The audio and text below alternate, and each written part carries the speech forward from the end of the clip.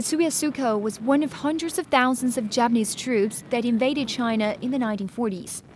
He was deployed with the 39th Division of the Japanese Army, which was stationed across much of central China since establishment in 1939. The infantry division was engaged in major warfare in the provinces of Henan, Hubei, and Hunan before moving northeast to Manchuria to confront Soviet troops. One key battleground, Hunan, was known as China's granary during the 8-year war against Japanese aggression, which officially began in 1937. Its capital city, Changsha, witnessed 4 large-scale battles between the Chinese and Japanese troops within 5 years. The third one, in 1942, was joined by the 39th Infantry Division of Japan, which claimed the lives of tens of thousands on the Chinese side. During the 4 years of service with the invading army, Suko saw the brutality and callousness of the aggressors and the horror and trauma the war had brought to locals. All local residents ran away. No one stayed behind. Anyone who stayed behind could be killed or interrogated as a spy.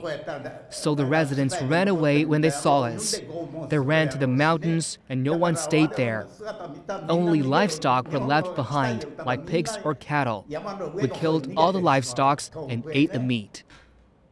In August 1945, Suko and hundreds of thousands of other Japanese soldiers surrendered to the Soviet army.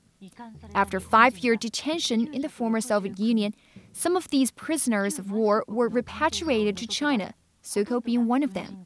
In 1956, more than 1,000 of these former Japanese servicemen was exempted from prosecution and released, as authorities in China deemed their offenses minor during the war. Suko was among the first group of soldiers to leave jail, freed in June that year.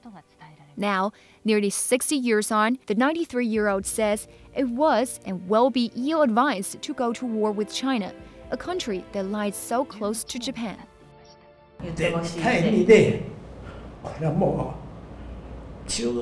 We must not wage war against China.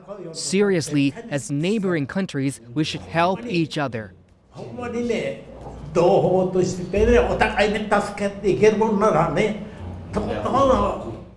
I don't think the Chinese would attack Japan or turn Japan into their colony.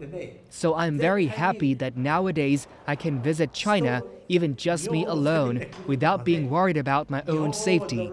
This is the China that I've seen.